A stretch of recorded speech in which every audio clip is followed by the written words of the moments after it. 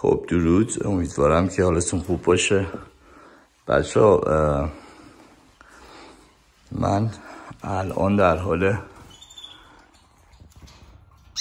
ویدیو گرفتن هستم. ویدیو رو البته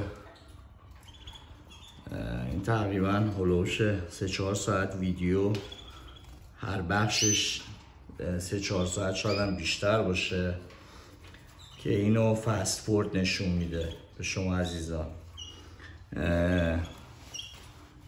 لونه درست کردن این ماده قناریمه که صورت فست فورد فیلم گرفتم. تقریبا امروز روز 4 یا 5 که دارم فیلم میگیرم، یعنی میخوام بهتون بگم 4 روز 5 روز روزانه فکر میکنم.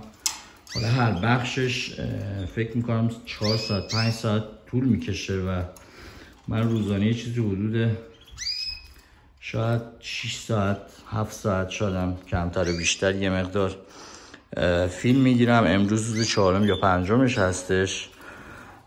کل این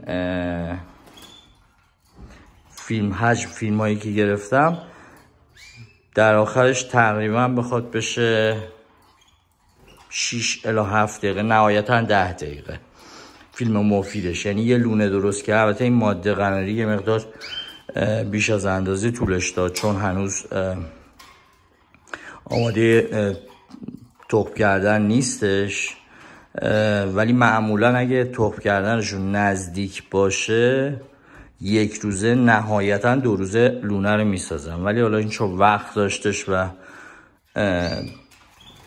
تازه شروع کرده بود به جفت خوردن دیگه اینقدر طول داده. یعنی بازی لونه ها رو میسازه. البته از روز اولی که درست کرده لونه رو اصلا خراب نکرده. بعضی از ماده قناری ها هستن که لونه رو خراب میکنن، دوباره لونه رو درست میکنن، دوباره میریزن. بعضی ها هستن که اصلا نمیتونن این کار رو انجام بدن. در نهایت خودتون باید لونه رو درست کنین. چون هی درست میکنم میریزم بیرون، درست میکنم میریزم بیرون، آخرم میبینید تمام وسیله ها بیرونه، یعنی تمام اون نست متریال ها بیرون هستش.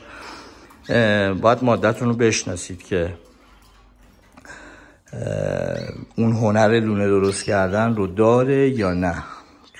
تو ماده قناری های مختلف متفاوت هستش. خیلی وقتا قناری نر میاد درست میکنه. من الان مثلا اینجا یه جفت هستن که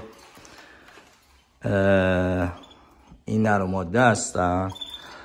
نر هم کمک میکنه به ماده. این ماده همون الان 6 تا تخم داره، 6 تاش هم نطفه داره.